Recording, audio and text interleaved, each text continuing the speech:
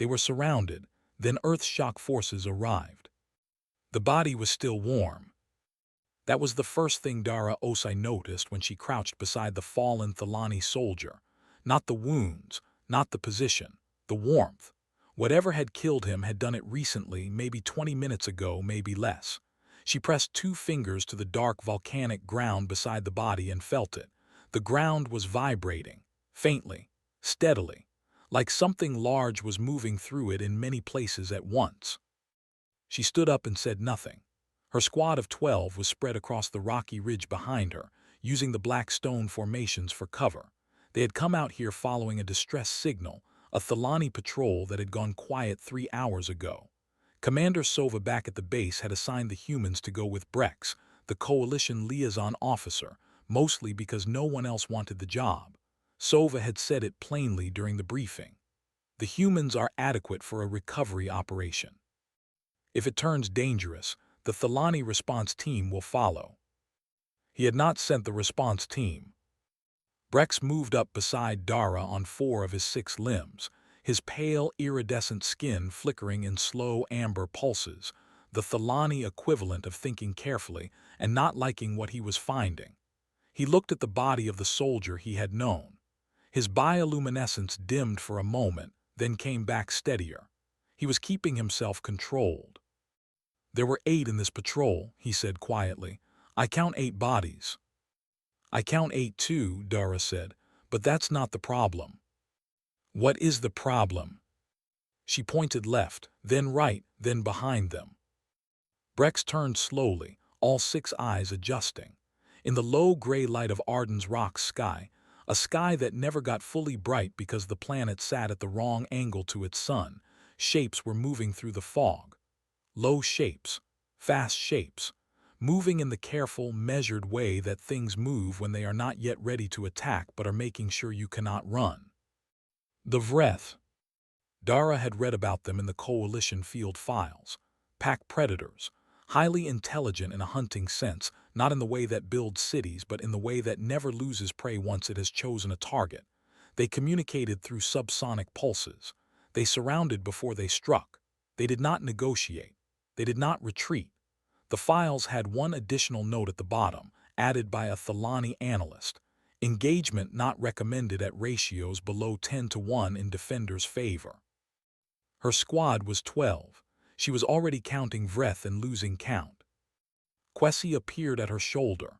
He was the youngest in the squad, barely 2 years out of training, still carrying the look of someone who had not yet decided whether to be afraid or excited in situations like this. Right now he had settled on afraid. "Sarge," he said, "how many are there?" "Enough," she said. She did not tell him the number was over 200. There was no reason to say it out loud. The Vreth had used the distress signal as a lure. They had likely watched the Thalani patrol send it before killing them. Now another group had walked right into the same place, and the circle was closing from 3 directions. The path back to the base was already cut off. Dara could see the shapes there too, a line of them, patient and still, blocking the only safe route down. Brex's bioluminescence went completely dark. Dara had never seen that before. She had seen Thalani go dim, go pale, go cold colors when they were worried or angry. She had never seen one go fully dark. She asked him later what it meant, and he told her it was the body's response to a fear so complete that it simply shut the signal off. There was no point in showing it. There was no one to show it to who could help. She put her hand on his nearest limb briefly. Then she pulled out her comm unit. The signal back to base was weak. The ridge had bad coverage, always had, but it got through. She gave her coordinates in 4 words. She gave a brief situation report in 12 more. She did not use a formal tone. She did not use the protocol phrases Sova liked. She just said exactly what was true and what was needed. "We need shock forces. Send them now." A long pause on the other end. Then Sova's voice, careful and slow, the voice of someone trying to find a polite way to say something impolite.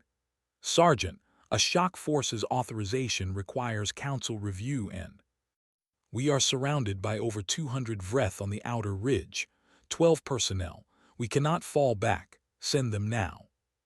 Another pause, shorter this time. Request logged. The comm clicked off. Dara looked at the shapes moving in the fog. They were tightening the circle now, the way water tightens around something sinking. She turned back to her squad. They were all looking at her. Kwesi.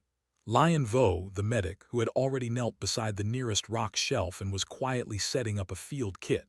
8 others whose names she knew and whose families she did not want to think about right now. Back to the shelf, she said. Tight formation, we hold. Nobody asked for how long. They had learned, most of them, that asking Dara how long was not the point. The point was the next 10 minutes, and then the 10 after that. The fog moved. The Vreth moved with it. Dara checked her weapon, checked her rounds, and got low. 300 kilometers above Arden's Rock, the Coalition command station hung in orbit like a fist made of metal and glass. It had 32 observation decks, a command floor that never went dark, and enough processing power to run simultaneous battle simulations for 6 different species.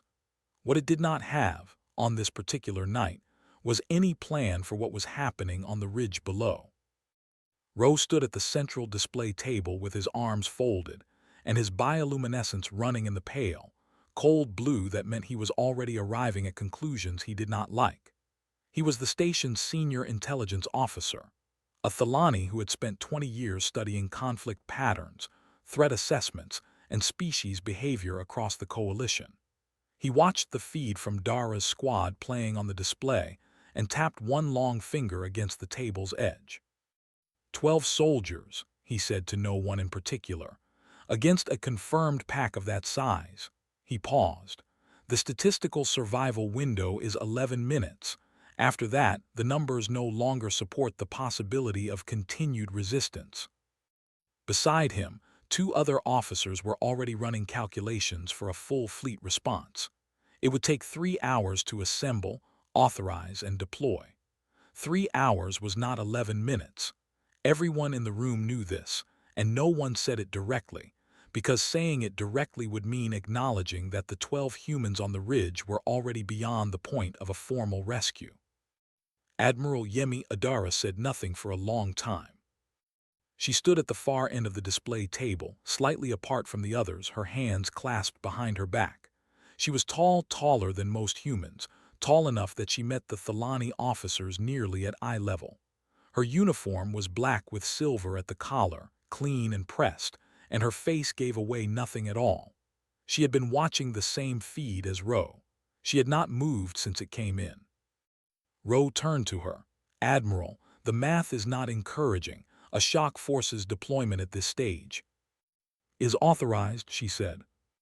Ro blinked all 6 eyes in sequence, which was his version of visible surprise. The Council has not reviewed. Sergeant Oz, I gave coordinates and a clear situation report. My people are surrounded and alive. That is sufficient. She turned from the table. Pel, initiate drop sequence. Captain Pel Daru had been standing near the back of the room the entire time. He was so large that people tended to stand a little distance from him without meaning to, not out of fear, but because the space around him felt different, occupied in a different way. He had short dark hair, a face that had been broken and healed more than once, and eyes that were always slightly ahead of whatever room he was in. He had heard the entire conversation. He had already been calculating drop vectors in his head. Already running, he said, and walked out. Ro looked at Yemi. Something in her stillness made him uneasy. Not aggressive stillness, not the stillness of someone angry or contemptuous. The stillness of someone who had already processed every variable in the room and arrived at a decision they were completely certain of. He had studied human behavior for 15 years and had never fully understood that quality in them. Thalani broadcast their emotional states. Their bioluminescence made certainty and doubt visible to everyone around them. Humans carried both inside and showed nothing. He found it in this moment profoundly unsettling. You've never lost a surrounded unit. He said. It was not quite a question. No, she said. How? She looked at him, We go get them. In the drop bay below the command floor, Pell moved down the row of 8 black drop pods with the same expression he always had during pre-drop: focused, calm, and very slightly somewhere else, the look of someone running through a mental list they have run through many times before. His squad of 40 soldiers were already suited and ready. No one was speaking. There was no music, no speeches, no ritual shouting. The shock forces did not do those things. They had found, over many deployments, that noise before a drop was wasted energy. Energy was needed elsewhere. One of his soldiers, a woman named Faye who had been on 11 drops, was checking the restraints on her pod door with quiet efficiency. She caught Pell's eye as he passed. He gave her a single nod. She gave one back. That was the full extent of their pre-battle conversation. Pell checked the last pod, confirmed all 8 drop coordinates, which he had arranged not in a straight line toward the squad's position, but in a ring around the Vreth formation, and sealed his own pod door.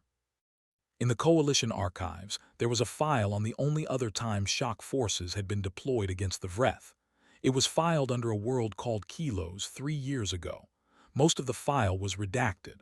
What remained was a short translated broadcast from the Vreth, captured in the last hour of that engagement. It said, in the flat literal translation the Coalition software produced, "Fall back. The prey does not behave correctly." The Vreth had never broadcast a retreat before Kilos. The Coalition had filed it under human anomaly, under review, and quietly hoped it would not come up again. The drop pods launched. 8 black shapes fell through the atmosphere of Arden's rock like iron dropped into dark water. Estimated time to surface impact, 11 minutes. On the ridge below, Dara's squad was down to 9. Brex was bleeding from a wound along 2 of his limbs. The Vreth were still tightening. 11 minutes. The rock shelf was about 2 meters high and wide enough for 9 people to press against if no one minded being close.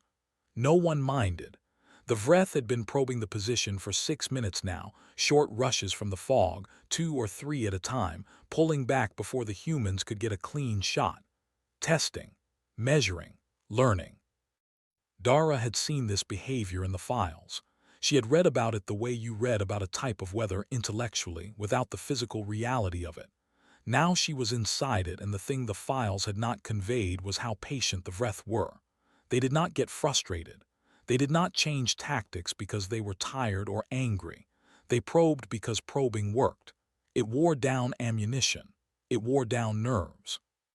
It made defenders twitch at shadows until the moment a real rush came, and then the twitching had already done its damage.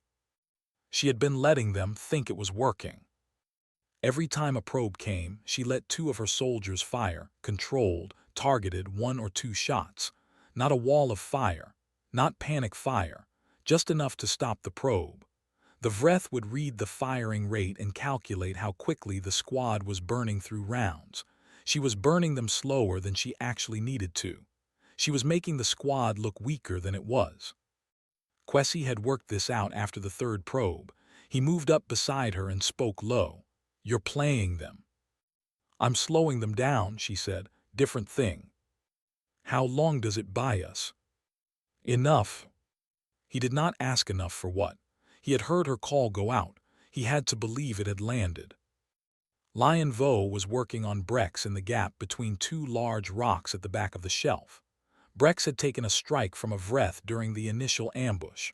One of the creatures had come close enough, fast enough, to rake 2 of his limbs with the barbed appendages they used for hunting. The wounds were deep but not fatal if treated. Lion had said so in a flat, factual tone, and then proceeded to treat them with the calm of someone doing a task they had trained for, in conditions they had not trained for, without the difference showing on their face. Brex watched her work with the focused attention he gave to everything he did not understand. His bioluminescence, which had been dark with fear since the circle closed, had come back in a faint, uneven flicker, pale green, which the Thalani cultural database would have listed as confusion mixed with something that did not have a name yet. "Does it hurt?" he asked. "Does what hurt?" Pretending not to be afraid. She did not look up from the wound. "I'm not pretending, I'm working. There's a difference." He thought about this. His skin flickered. "On my world, fear is visible. We cannot hide it. We are trained to manage it, but the body tells the truth even when the mind does not." He paused.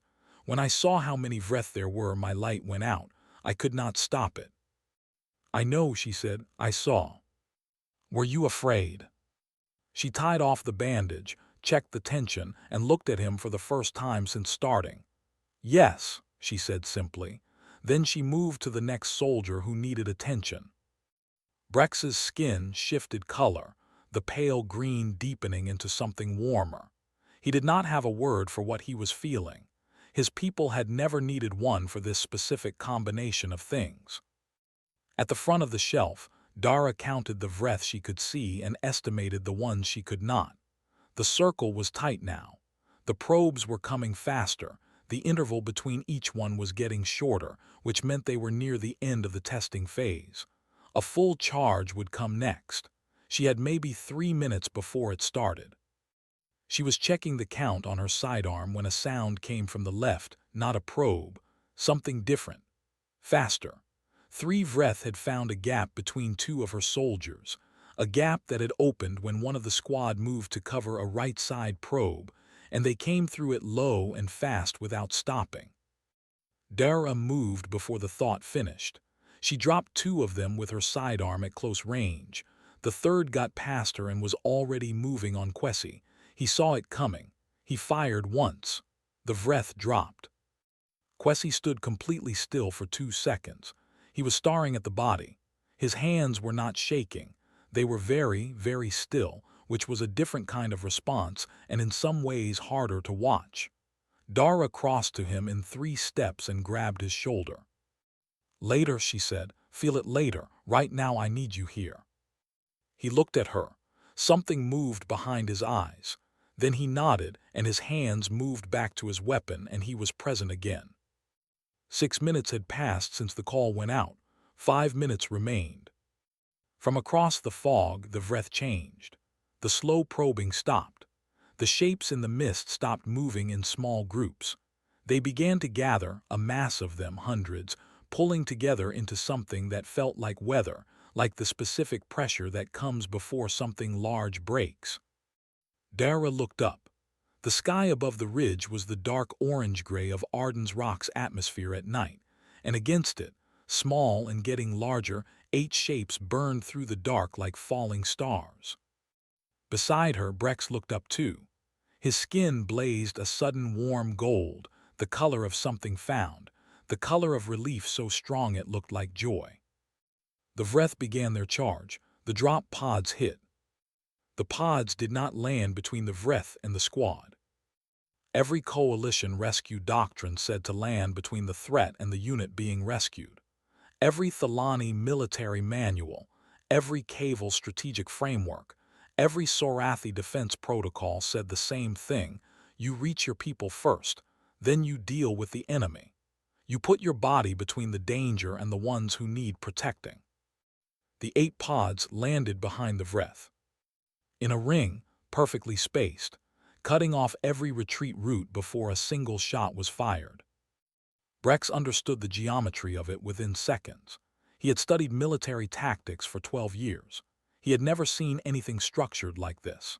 The standard doctrine existed because reaching the surrounded unit was the priority, but these humans had looked at the situation and decided that containing the threat was the higher priority. They had bet that Dara's squad could hold for the additional 90 seconds it took to close the outer ring first. They had been right. Dara had made sure of that. The pods cracked open. Peldaru's soldiers came out moving fast and low, spreading into the dark between the rock formations without forming a visible line. The Vreth, who had already committed to their charge toward the shelf, heard the impacts behind them and did something they were not built to do well. They split their attention. This was the thing the Vreth had not encountered before. They were pack predators. They were built to focus all pressure on one point, all senses on one target, the whole pack moving as one intent. The shock forces had landed in 8 separate locations, making noise in some places and going completely quiet in others, moving in patterns that did not repeat. The Vreth's subsonic communication, which let them coordinate as a unit, started feeding contradictory signals. The charge toward the shelf slowed. Some Vreth stopped entirely, some turned. Dara felt the pressure change the moment it happened. She called it in 2 words to her squad. "They're splitting." Her people shifted, not retreating, not charging, just repositioning behind the shelf to get better angles on the Vreth who were now turning their backs. Pell came through the dark from the right side, moving like something that had done this enough times that it had become a form of walking. He did not announce himself. He simply appeared beside the shelf, checked the immediate area, then looked at Dara. "How many did you lose?" he said. "3," she said. He nodded once, no words beyond that. He pulled up his tactical display and turned it so she could see it. The ring was marked in white. The Vreth positions were in red. The red was fragmented. The pack was no longer moving as one unit. "Their leaders are in the center mass," he said. "We push the pressure there." "I can give you fire from here on the left flank," she said. "That works." They did not shake hands. They did not have a longer conversation. They just both turned toward the fight. The next 22 minutes were not elegant. They were close and loud and exhausting. The Vreth were not stupid. They adapted, tried to consolidate, tried to find a direction where the pressure was lighter. But the ring was not lighter anywhere, because Pell had spaced his people specifically to prevent that. Every time the Vreth massed toward an exit point, they found it occupied. Every time they tried to refocus on the shelf and the original prey, Dara's squad pushed back. The key moment came 14 minutes in. Pell's people had been watching the Vreth movement patterns, specifically watching for which individual creatures the others oriented toward during a direction change. 3 of them kept appearing at these moments. 3 pack leaders. Pell marked them on his display, assigned 3 of his best shooters, and waited for the next coordinated Vreth movement. When it came, all 3 pack leaders dropped within 4 seconds of each other. The Vreth did not break immediately, but the subsonic coordination started falling apart. Small groups separated from the main mass. Some ran into the rocks and got isolated. The main body stopped pushing in any direction. For the Vreth, who had never in their species' history operated without pack coherence, this was something close to confusion. They had no protocol for it. Nothing in their evolutionary memory had prepared them for the moment when the pack mind simply stopped working. It took another 8 minutes to finish. When it was over, the ridge was quiet except for wind and the sound of soldiers moving through the aftermath. Breck sat in the dirt near the rock shelf. He was holding one of his injured limbs against his body. His bioluminescence was running in slow, deep pulses of blue and gold, a color combination that, in Thelani emotional language, did not have a formal classification. It was somewhere between awe and exhaustion. He watched Lion Vo move from soldier to soldier with her kit open, efficient and methodical, her voice steady even when what she found was not easy. He watched Kwesi sitting against a rock with his eyes fixed on a middle distance that was not the ground and not the horizon, not seeing anything present. Dara sat down next to Kwesi. She did not speak for a while, she just sat. Then she said, "You did well." That was all. Kwesi nodded slowly. The middle distance look did not leave his face, but something in his posture changed, a small loosening, like a clamp releasing by one turn. 300 kilometers above them in the cold light of the command station, Ro watched the after-action feed without speaking. Then he opened a file he had accessed many times before but never fully read. The Kilos file. He moved his cursor to the first redaction block and began removing it. Not for the record, not for a report, because he finally wanted to know. 3 days after the ridge, Breck sat in the medical bay and tried to write a letter home. He had started it 4 times. Each time he got to the part about the ridge, he stopped, not because the memory was too painful, but because the thing he was trying to describe did not fit into any shape his language normally made. Thelani letters were structured around emotional states, because emotion was always visible in their kind. You said what you were feeling because everyone could already see it. The language had grown from that reality. It was precise in ways that human languages were not, and imprecise in other ways that had never mattered until now. He started the fifth attempt differently. He decided to describe only what he saw. He would let his family make sense of it later. He wrote about Lion Vo's hands. He had watched her work on him during the fight, two of his limbs torn open, pain running up his body in pulses, and her hands had not shaken. Not once. He had been watching closely, the way you watch something that surprises you. He had looked at her face and seen the fear clearly in the set of her jaw and the way she breathed, but her hands moved as if the fear had never reached them. He wrote, "She was afraid. I could see it in her eyes. Her hands never knew." He wrote about Dara, specifically the stillness. Thelani could manage their bioluminescence through discipline, could slow the flicker or mute a color, but they could not go blank the way humans did. Dara had stood at the front of that shelf with over 200 vreth in the fog ahead of her, and her face had given nothing away. Not bravery performed, not the deliberate display of courage that Thelani warriors practiced, just absence of signal. As if she had decided that fear was information for herself alone, not for anyone watching. He had thought before the ridge that this quality in humans was a kind of dishonesty. He wrote, "On the ridge I understood it was armor. They take all the fear inside and they use it to move faster." Ro came to see Dara on the second day. Brex watched from across the bay as the intelligence officer sat down across from her at a small table near the window, the kilos file open on a data slate between them. Brex could not hear the conversation clearly, but he caught pieces of it, Ro asking careful, technical questions in the way of someone who had always framed things as problems to be solved, rather than things to be understood. He saw Dara answer each one without theater, without pride, just directly. At one point Ro leaned forward and said something. Dara shrugged and said something short. Ro was still for several seconds, then he wrote something down. Brex asked Dara about it later. She said Ro had asked how 12 soldiers hold for 11 minutes against 200 vreth.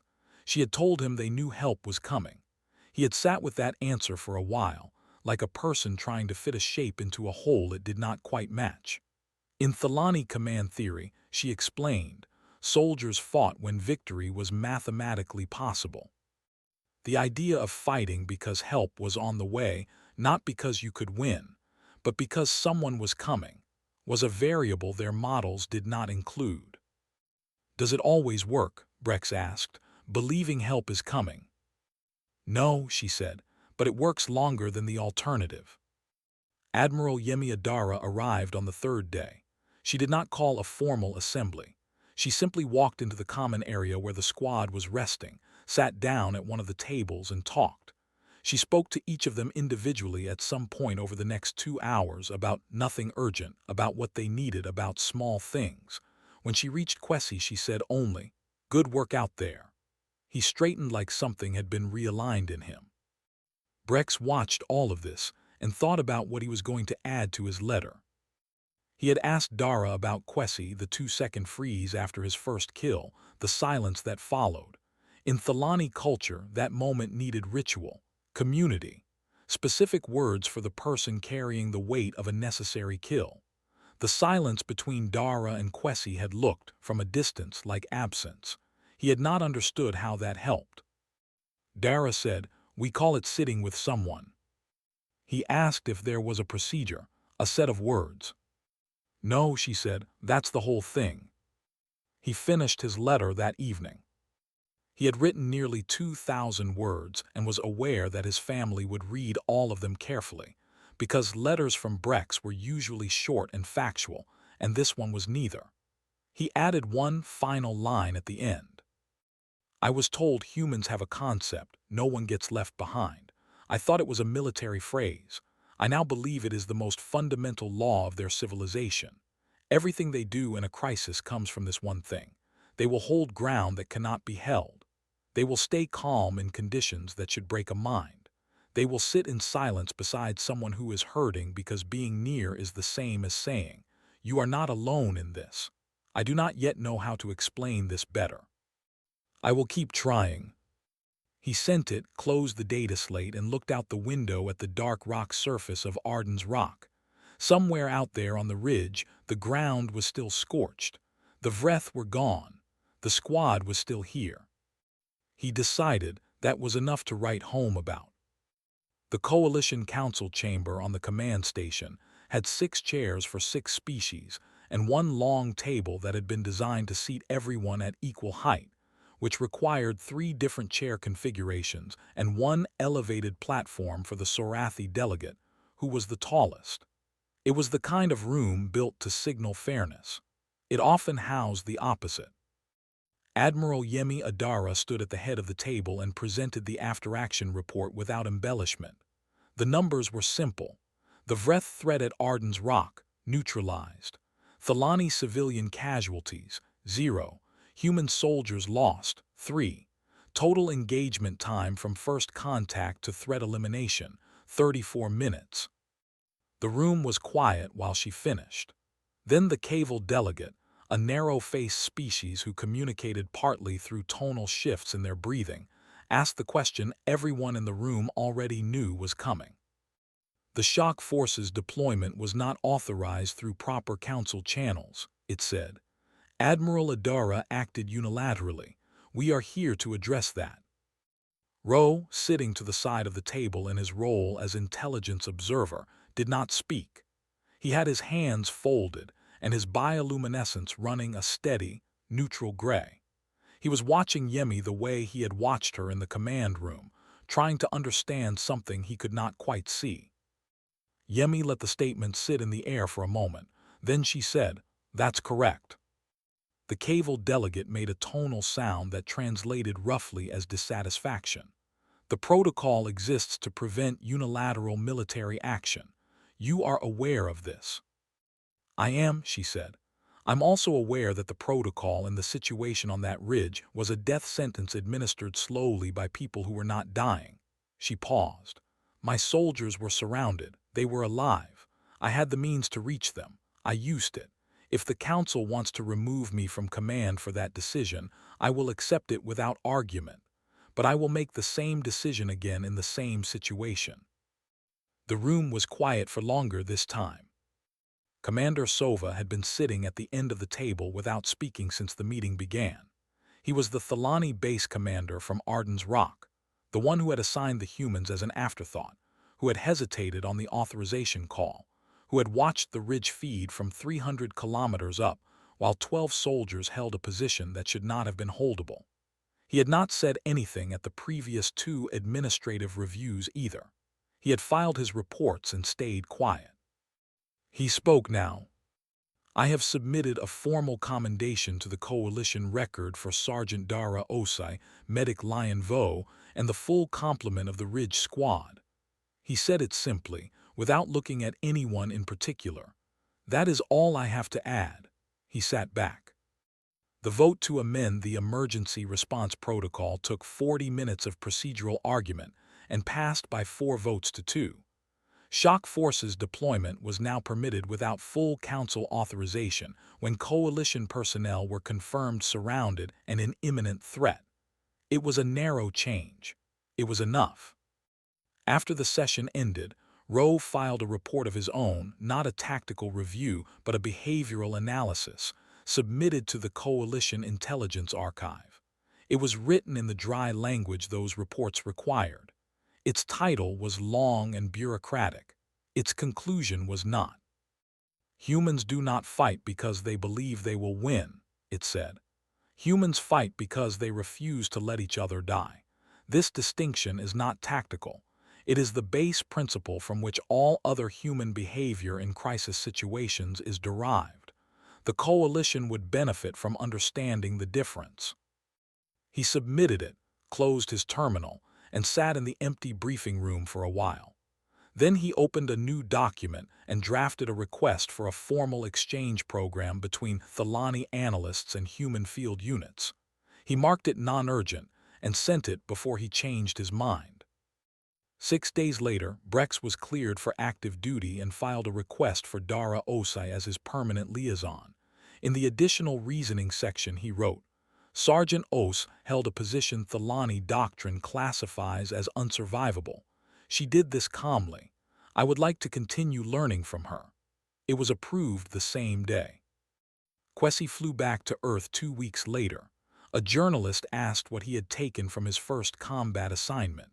He thought about the ridge, the fog, Dara's hand on his shoulder and said, "That help comes if you hold long enough. Holding is mostly about believing it will." In the cafeteria at Arden's rock base, Pel Daru and Dara Osai sat across a metal table eating food that had been reconstituted from a packet and tasted like it. The cafeteria smelled like processed air and old coffee and nothing else. There was no ceremony. No medals yet, those came later, in a different room with fewer feelings. Right now there was just the table and the food and the quiet. Lion Vo came in and sat beside Dara. Kwesi had not left yet, and he came in a minute later and sat beside Pel. Then the door opened again, and Brex moved through it carefully on healing limbs, carrying a food tray in 2 of his hands with the focused expression of someone operating unfamiliar equipment. The 4 humans shifted without talking about it, made room. Brex sat down. His bioluminescence settled into the deepest, warmest amber his species could produce, the color that appeared in Thalani cultural texts in only one context, always in descriptions of the moment when something that had been lost was found again.